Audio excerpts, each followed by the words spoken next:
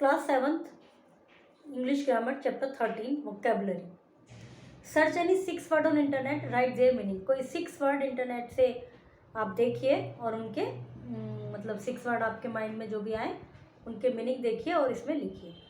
The words in dark print in these sentence suggest sound. जो dark से word लिखे हैं वो साउंड है।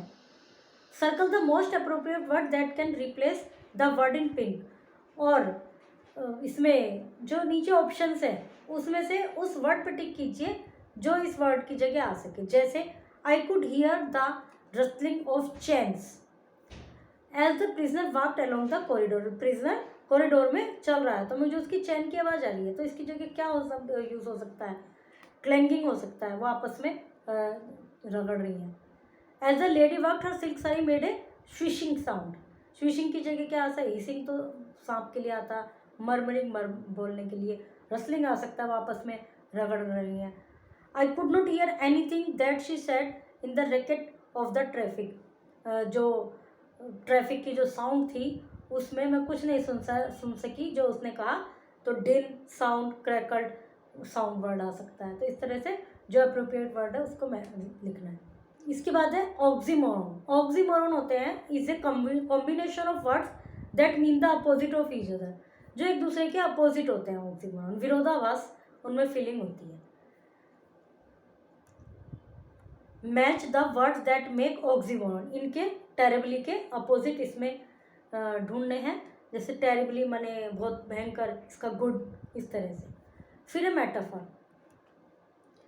A metaphor is a way describing something by referring to it as something different, as suggesting that is a similar quality to that thing. एक metaphor बात को कहने का वो तरीका है कि जो सब कुछ अलग है लेकिन उसको suggest that is a similar quality, और similar quality वो उसमें रखता है। जैसे Arjun is Apple of his mother. अब एप्पल जो शब्द है वो बिल्कुल अलग है, वो तो फ्रूट है, उसका अर्जुन से कोई वो नहीं है।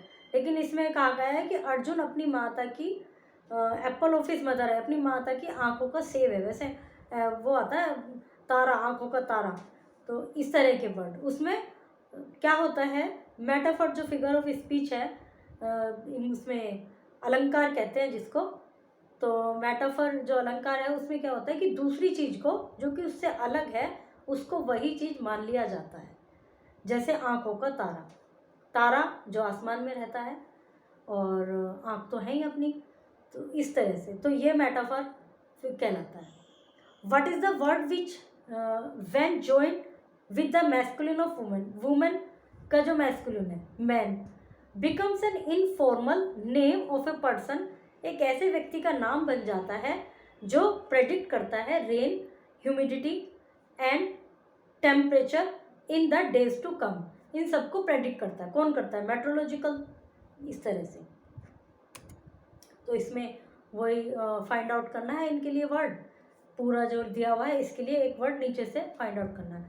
The first part of it this word is a thick liquid commonly made of chillies और टोमेटो। पहला पार्ट इस शब्द का बना हुआ होता है चिलीज से और टोमेटो से।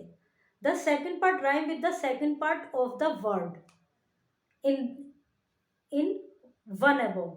सेकेंड पार्ट राइम करता है वर्ड वन के से। जैसे water mark, rain coat, sauce pan. तो सॉस पेन ये वाला वर्ड है। इस तरह से आपको फाइंड आउट करना है। Complete the metaphor with the help of clue. Metaphor complete करना है जिसमें कि हमने कहा था कि अलग वर्ड होता है लेकिन तब भी उसको क्वालिटी सेम हो और उसको वही शब्द मान लिया जाता है। A person who spends a lot of time in watching television is called a. एक ऐसा व्यक्ति जो अपना बहुत सारा समय टीवी को देखने में लगाता है is called a. Think of vegetable that grows underground. जो कि जमीन के अंदर ग्रो करती है, उस वेजिटेबल के बारे में सोचिए।